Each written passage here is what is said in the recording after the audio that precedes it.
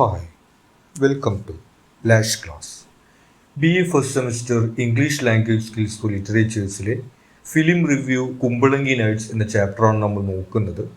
മധു C നാരായണൻ്റെ ഡയറക്ഷനിൽ 2019 റിലീസായിട്ടുള്ള സിനിമയുടെ ജിതിൻ മോഹൻ എഴുതിയിട്ടുള്ള റിവ്യൂ ആണ് നമുക്ക് പഠിക്കാനുള്ളത്.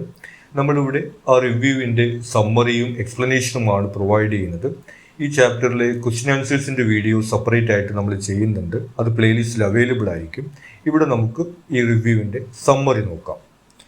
Kumbalangi nights is a film about family acceptance and learning to live with each other.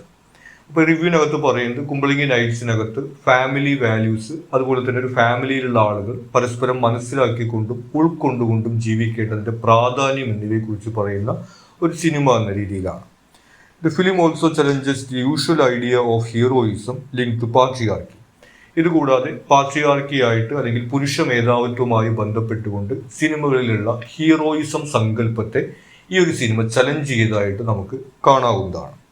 The villain Shammi represents toxic masculinity, which Indian cinema has often praised for many years. പ്രധാനമായിട്ടും ഈ സിനിമയിൽ വില്ലനായിട്ട് വരുന്ന ഷമ്മി എന്നുള്ള കഥാപാത്രം ടോക്സിക് മാസ്കുലിനിറ്റിയാണ് കാണിക്കുന്നത്. നമ്മൾ നേരത്തെ പറഞ്ഞിട്ടുള്ള ഒരു പുരുഷ മേധാവിത്വത്തിൻ്റെ പ്രശ്നങ്ങളൊക്കെയാണ് ഈ ഷമ്മി എന്നുള്ള ക്യാരക്ടറിൽ നമ്മൾ കാണുന്നത്. സാധാരണഗതിക്ക് ഇന്ത്യൻ സിനിമകളിൽ ഇത്തരം കാര്യങ്ങളൊക്കെ ഹീറോയിസം എന്ന രീതിയിലാണ് അവതരിപ്പിച്ചു വരാറുള്ളത്. എന്നാൽ ഈ ഒരു സിനിമയ്ക്കകത്ത് അതൊരു വില്ലൻ കഥാപാത്രത്തിന് കൊടുത്തുകൊണ്ട് ആ ഒരു പുരുഷ മേധാവിത്വ സങ്കല്പത്തെ ചോദ്യം ചെയ്യുന്നതായിട്ട് ഈ സിനിമയിൽ വരുന്നെന്ന് പറയുന്നു. The story is about four brothers, Saji, Bobby, Bonnie and Frankie. ഇനി സിനിമയിൽ നമ്മൾ പ്രധാനമായിട്ട് കാണുന്നത് 4 സഹോദരങ്ങളാണ്. സജി, ബോബി, ബോണി, ഫ്രാങ്കി എന്നു പേരുള്ള ഈ 4 പേരിലൂടെയാണ് ഈ കഥ നമ്മൾ കാണുന്നത്. They live in a small broken house in Kumbalangi and the house does not even have a door. അവർ താമസിക്കുന്ന ഒരു ചെറിയ ഒരു വീട്ടിലാണ്. ഒരു ഡോറ് പോലും വയ്ക്കാത്ത, പണിയൊന്നും പൂർത്തിയാക്കാത്ത ഒരു വീടാണ്. കുമ്പളങ്ങി എന്ന് പറയുന്ന ഒരു ഫിഷിംഗ് കമ്മ്യൂണിറ്റി, ഈ മീൻ പിടിക്കാനൊക്കെ പോയിക്കൊണ്ട് ജീവിക്കുന്ന ആളുകളുടെ ഒരു ഏരിയയിലാണ് ഇവർ താമസിക്കുന്നതായിട്ട് നമ്മൾ കാണുന്നത്. ഇനി ഇവരുടെ വീടിൽ ഡോർ ഇല്ല എന്ന് പറയുന്നത് ഈ സിനിമയ്ക്കകത്തൊരു സിമ്പിളായിട്ട് വരുന്നുണ്ട്. ഇവർ ഈ മാറ്റം ഉൾക്കൊള്ളുകയും അതുപോലെ തന്നെ മറ്റുള്ളവരെ അംഗീകരിക്കുകയൊക്കെ ചെയ്യുന്നതിൻ്റെ ഒരു സിമ്പിളായിട്ട് ഡോർ ഇല്ലാത്ത വീട് എന്നുള്ള വരുന്നതൊക്കെ നമ്മൾ ഈ സിനിമയ്ക്കകത്ത് കാണും. Their family tree is complicated. ഇനി ഇവർ തമ്മിലുള്ള റിലേഷൻസ് എന്ന് പറയുന്നത് കുറച്ച് കോംപ്ലിക്കേറ്റഡ് ആണ്. Saji and Bonny have different parents. ഈ ബ്രദേഴ്സിൽ 2 പേര്, സജി അതിലേറ്റവും മൂത്ത ആള്, അതുപോലെ തന്നെ ബോണി എന്ന് പറയുന്നവർ 2 പേർക്കും ഡിഫറെൻറ്റ് പാരൻസ് ആണുള്ളത്. അവർ തമ്മിൽ ഡയറക്റ്റായിട്ട് ബന്ധമൊന്നുമില്ല. Bobby and Franky are children of Saji's father and Bonny's mother. അപ്പോൾ ഇവർ 2 പേര്, സജിയുടെ ഫാദറും അതുപോലെ തന്നെ ബോണിയുടെ മദറും ഒരുമിച്ച് ജീവിക്കുന്ന ഒരു സിറ്റുവേഷൻ ഉണ്ടാവുന്നു. അങ്ങനെ അവർക്കുണ്ടാവുന്ന കുട്ടികളാണ് ബോബിയും ഫ്രാങ്കിയും. അപ്പോൾ ഇത്തരത്തിലാണ് ഇവർ തമ്മിലുള്ള ഒരു റിലേഷൻ നമ്മൾ കാണുന്നത്. സജിയും ബോണിയും തമ്മിൽ ഡയറക്റ്റായിട്ട് ബന്ധമൊന്നുമില്ല. അവർക്ക് ഡിഫറെൻറ്റ് പാരൻസ് ആണ്. സജിയുടെ ഫാദറും ബോണിയുടെ മദറും ഒരുമിച്ച് ജീവിക്കുന്ന സമയത്താണ് ഈ ബോബിയും ഫ്രാങ്കിയും ജനിക്കുന്നത്. അപ്പോൾ അത്തരത്തിലാണ് ഈ ബ്രദേഴ്സ് തമ്മിലുള്ള ഒരു ഫാമിലി ട്രീയും റിലേഷനൊക്കെ നമ്മൾ കാണുന്നത്. Then Saji depends on the support of a friend he once helped while Bobby spends his days without any aim. Saji ഇങ്ങനെ പ്രത്യേകിച്ച് പണിക്കൊന്നും പോകുന്നില്ല. പണ്ട് ഒരു സുഹൃത്തിനെ ആൾ സഹായിച്ചിരുന്നു. തമിഴ്നാട്ടിൽ നിന്ന് നാട് വിട്ട് വന്നിട്ടുള്ള ഒരാൾക്ക് ഇവിടെ ഒരു ഇസ്തിരി പെട്ടിയുടെ കടയൊക്കെ സെറ്റ് ചെയ്ത് കൊടുക്കുന്നതിന് വേണ്ടി സഹായം ചെയ്ത് കൊടുത്തിരുന്നു. ആ ഒരു സുഹൃത്തിൻ്റെ ചെലവിലാണ് സജി ജീവിക്കുന്നതായിട്ട് നമ്മൾ കാണുന്നത്. ബോബി ആണെങ്കിലും പ്രത്യേകിച്ച് ജോലിയൊന്നുമില്ലാതെ ഇങ്ങനെ വെറുതെ അലഞ്ഞിരിഞ്ഞ് നടക്കുന്ന ഒരാളായിട്ടാണ് നമ്മൾ സിനിമയുടെ തുടക്കത്തിൽ കാണുന്നത്. The brothers often fight which irritates the others. ഇനി ഇവർ 2 പേരും തമ്മിൽ, സജിയും ബോബിയും തമ്മിൽ എപ്പോഴും അടിയാണ്.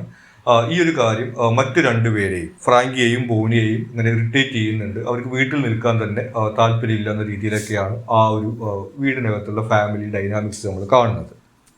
Their lives begin to change when new people enter their world.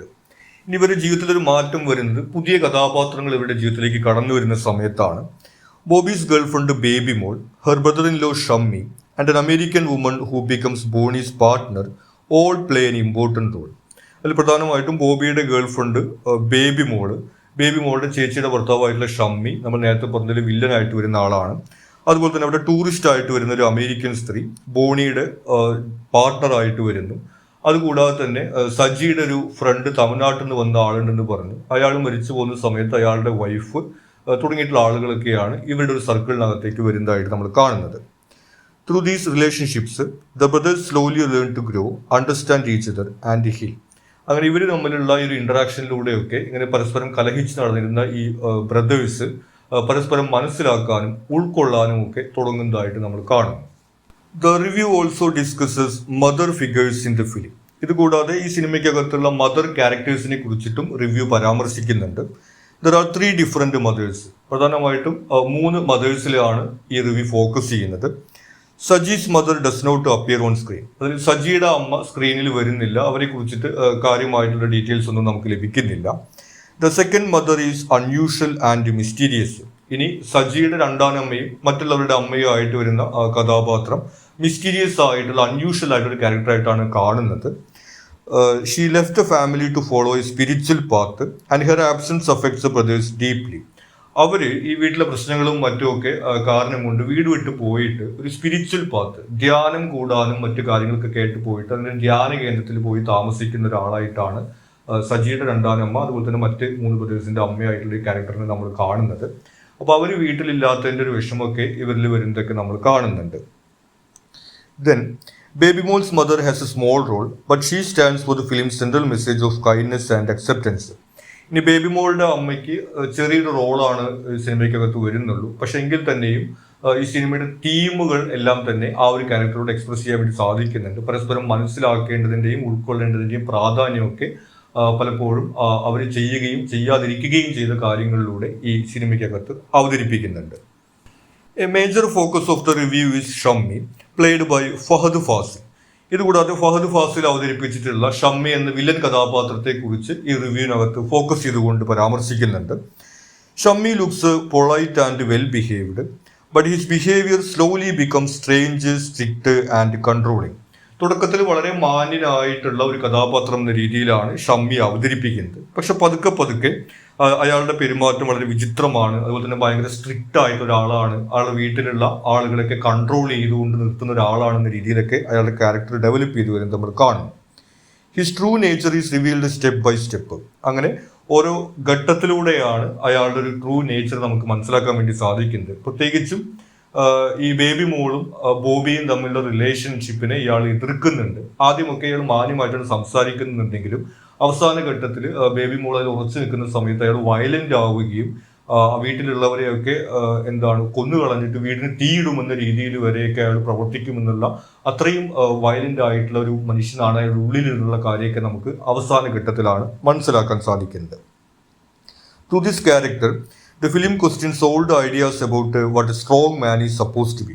അപ്പോൾ നമ്മൾ നേരത്തെ പറഞ്ഞതുപോലെ ഈ ഒരു പാട്രിയാർക്കൽ ഹീറോ എന്നുള്ള ആ ഒരു കൺസെപ്റ്റിനെ ഈ സിനിമയ്ക്കകത്ത് ചലഞ്ച് ചെയ്യുന്നു. കാരണം ഇവിടെ തൻ്റെ വീട് ഉത്തരവാദിത്തത്തോടു കൂടി നോക്കുന്ന ഒരാൾ എന്ന രീതിയിലാണ് ഷമ്മി പ്രവർത്തിക്കുന്നത്. പക്ഷെ അതൊരു വില്ലന്റെ പ്രവൃത്തികളായിട്ട് മാറുന്നു എന്ന രീതിയിലാണ് ഈ സിനിമയ്ക്കകത്ത് അവതരിപ്പിക്കുന്നത്. The reviewer adds that the climax cleverly makes fun of older Malayalam films where similar men were shown as heroes. ഇതുകൂടാതെ ക്ലൈമാക്സിനകത്ത് ഇത്തരത്തിലുള്ള കാര്യം ഇങ്ങനെ ഇംപ്ലൈ ചെയ്തുകൊണ്ട് അവതരിപ്പിക്കുകയും ചെയ്യുന്നെന്ന് പറയുന്നു. പ്രത്യേകിച്ചും അതിനകത്ത് ഷമ്മി ഹീറോ ആടാന്ന് പറയുന്ന ഒരു ഡയലോഗ് അവതരിപ്പിക്കുന്നുണ്ട്. അപ്പൊ ഷമ്മിയുടെ പോയിന്റ് ഓഫ് വ്യൂവിൽ കുടുംബത്തിന്റെ അഭിമാനം സംരക്ഷിക്കാൻ വേണ്ടിയിട്ടാണ് അയാൾ പ്രവർത്തിക്കുന്നത്. അപ്പൊ അയാൾ ഹീറോ ആണെന്ന രീതിയിലാണ് അയാൾ കരുതുന്നത്. അപ്പൊ അത്തരത്തിൽ ഈ ഒരു പാട്രിയാർക്കൽ ഹീറോ എന്നുള്ള ആ ഒരു കൺസെപ്റ്റിനെ ഇവിടെ ചലഞ്ച് ചെയ്യുന്നത് നമുക്ക് കാണാൻ സാധിക്കും. The film also comments on racism and colourism in India. ഇനി ഇന്ത്യയിലുള്ള ഒരു വംശീയത അല്ലെങ്കിൽ വർണ്ണവിവേചനം തുടങ്ങിയിട്ടുള്ള കാര്യങ്ങളെ കുറിച്ചിട്ടും ഈ സിനിമയ്ക്കകത്ത് പരാമർശിക്കുന്നുണ്ട്. It shows this in simple ways such as a dark skinned man loving a fair skinned woman and the respectful portrayal of an African American tourist. അതങ്ങനെ ചെറിയ ഡീറ്റെയിൽസിലൂടെയാണ് സിനിമയ്ക്കകത്ത് അവതരിപ്പിക്കുന്നത്. ഒന്ന്, ബോബിയുടെ സുഹൃത്ത് ഒരു ഡാർക്ക് സ്കിൻഡ് ആയിട്ടുള്ള ഒരാൾ ഒരു ഫെയർ സ്കിൻഡ് ആയിട്ടുള്ള ഒരു സ്ത്രീയുമായിട്ടൊരു റിലേഷൻഷിപ്പിലാണ്, പ്രണയത്തിലാണുള്ളത്. ആ സമയത്ത് ബോബി ഇങ്ങനെ ആ സ്ത്രീയോട് ചോദിക്കുന്നുണ്ട്, കുട്ടിക്ക് ഇങ്ങനെ സൗന്ദര്യത്തിലൊന്നും വിശ്വാസം ഇല്ലാലേ, പ്യുവർ ലവിലാണ് വിശ്വസിക്കുന്നതിൽ എന്ന രീതിയിലൊക്കെ ഇയാളുടെ ആ ഒരു ഡാർക്ക് സ്കിന്നിനെ എടുത്തു കാണിച്ചുകൊണ്ടൊക്കെ ബോബി സംസാരിക്കുന്നത് നമ്മൾ കാണുന്നുണ്ട്. അതുകൂടാതെ തന്നെ ഈ അമേരിക്കൻ ടൂറിസ്റ്റ് ആയിട്ട് വരുന്ന ഒരു ആഫ്രിക്കൻ അമേരിക്കൻ ആയിട്ടുള്ള ഒരു കറുത്ത വംശജയായിട്ടുള്ള സ്ത്രീയാണ്. അപ്പോൾ സാധാരണ ഇന്ത്യൻ സിനിമകളിലും മലയാള സിനിമകളിലെല്ലാം തന്നെ വിദേശികളെ കാണിക്കുന്ന സമയത്ത് വൈറ്റ് പീപ്പിളിനെയാണ് കാണിക്കാറുള്ളത്. ഈ ഗാങ്സ്റ്റേഴ്സ് ഒക്കെ ആയിട്ട് വരുന്ന കഥാപാത്രങ്ങളെയാണ് സാധാരണ ഈ ആഫ്രിക്കൻ അമേരിക്കൻസ് ആയിട്ട് കാണിക്കാറുള്ളത്. എന്നാൽ ഇവിടെ അതിൽ നിന്ന് വ്യത്യസ്തമായിട്ട് ഡിഗ്നിഫൈഡ് ആയിട്ട് റെസ്പെക്ട്ഫുൾ ക്യാരക്ടർ ആയിട്ട് ഒരു ആഫ്രിക്കൻ അമേരിക്കൻ അവതരിപ്പിക്കുന്നു എന്നുള്ളൊരു കാര്യവും ഈ സിനിമയ്ക്കകത്ത് ഈ റിവ്യൂവിൽ എടുത്തു പറയുന്നുണ്ട്. Then the reviewer praises this because Indian films rarely deal with such issues honestly. അത്തരത്തിൽ ഇന്ത്യൻ സിനിമകളിൽ നമുക്ക് ഈ ഒരു വർണ്ണവിവേചനം, വംശീയത തുടങ്ങിയിട്ടുള്ള കാര്യങ്ങളെ കുറിച്ചിട്ട് അധികം ഒന്നും പരാമർശിച്ച് കാണാത്തൊരവസരത്തിൽ ഈ സിനിമ അത് ഓണസ്റ്റ് ആയിട്ട് അവതരിപ്പിക്കുന്ന രീതിയിൽ ഈ റിവ്യൂ അതിനെ പ്രശംസിക്കുന്നുണ്ട്. The review notes that the film includes many visual references. ഇതുകൂടാതെ മുൻകാല സിനിമകളുമായുള്ള റെഫറൻസുകളൊക്കെ ഈ സിനിമയ്ക്കകത്ത് വരുന്നു എന്നുള്ള കാര്യം കൂടി റിവ്യൂവിനകത്ത് പരാമർശിക്കുന്നു. The first poster looks like the Abbey Road image from the Beatles. ഈ സിനിമയുടെ പോസ്റ്റർ തന്നെ ബീറ്റിൽസ് എന്ന് പറയുന്ന പ്രശസ്തമായിട്ടൊരു മ്യൂസിക് ബാൻഡിന്റെ പോസ്റ്ററുമായിട്ട് സാമ്യമുണ്ട് എന്നുള്ള കാര്യമൊക്കെ റിവ്യൂവിനകത്ത് പറയുന്നു. A scene near the end is inspired by the Shining. അതുകൂടാതെ ഒരു സൈക്കോളജിക്കൽ ത്രില്ലർ ആയിട്ടുള്ള ദ ഷൈനിങ് എന്ന് പറയുന്ന ആ സിനിമയുമായിട്ട് സാദൃശ്യമുള്ളതാണ് ഇതിനകത്ത് ഷമ്മിയുടെ ആ ഒരു ക്ലൈമാക്സ് സീന് എന്നുള്ള രീതിയിലും ഇവിടെ പറയുന്നുണ്ട്. These references make the film richer and more meaning full. അപ്പോൾ ഇത്തരത്തിൽ ഓഡിയൻസിന് കണക്ട് ചെയ്യാൻ വേണ്ടി സാധിക്കുന്ന തരത്തിൽ റെഫറൻസുകളൊക്കെ കൊടുത്തുകൊണ്ട് സിനിമ കുറച്ചുകൂടി മീനിങ് ഫുൾ ആയിട്ട് അവതരിപ്പിക്കാൻ വേണ്ടി ഇവിടെ സാധിക്കുന്നു എന്നെല്ലാമാണ് ഈ റിവ്യൂവിന് പറയുന്നത്. In the end the reviewer praises the director, the actors, the music and the camera work. ഇനി ഈ റിവ്യൂവിന്റെ അവസാനത്തിൽ ഇതിൽ ടെക്നിക്കൽ ആയിട്ടുള്ള കാര്യങ്ങളെ കുറിച്ചിട്ടാണ് ഡയറക്ടർ, അതുപോലെ മ്യൂസിക്, ക്യാമറ തുടങ്ങിയിട്ടുള്ള കാര്യങ്ങളൊക്കെയാണ് ഈ റിവ്യൂവിനകത്ത് പരാമർശിക്കുന്നത്. He says that the film feels warm, real and full of life because of the strong writing and natural characters. അതിൽ തന്നെ പ്രത്യേകിച്ചും ഇതിലെ റൈറ്റിങ്ങിനെ, സ്ക്രിപ്റ്റിനെ നല്ല രീതിയിൽ പ്രശംസിക്കുന്നുണ്ട്. അതുപോലെ തന്നെ ക്യാരക്ടേഴ്സ് ഒക്കെ നാച്ചുറൽ ആയിട്ട് അഭിനയിച്ചിട്ടുണ്ട് എന്ന രീതിയിലേക്കുള്ള പരാമർശങ്ങൾ നടത്തുന്നു. The review concludes that Kumbalangi Nights shows us that true happiness comes when we accept people as they are without following the strict rules that society tries to impose. അപ്പോൾ പൊതുവിൽ ഈ സിനിമയ്ക്കകത്ത് പറഞ്ഞു വെക്കുന്ന ഒരു സങ്കല്പം ആളുകളെ നമ്മൾ അക്സെപ്റ്റ് ചെയ്യുകയും മനസ്സിലാക്കുകയും ചെയ്തുകൊണ്ട് പരസ്പരം ഉൾക്കൊണ്ടുകൊണ്ട് ജീവിക്കുന്ന സമയത്താണ് നമുക്കൊരു കുടുംബത്തിനകത്ത് സന്തോഷവും സമാധാനവും എല്ലാം ഉണ്ടാവുന്നത്.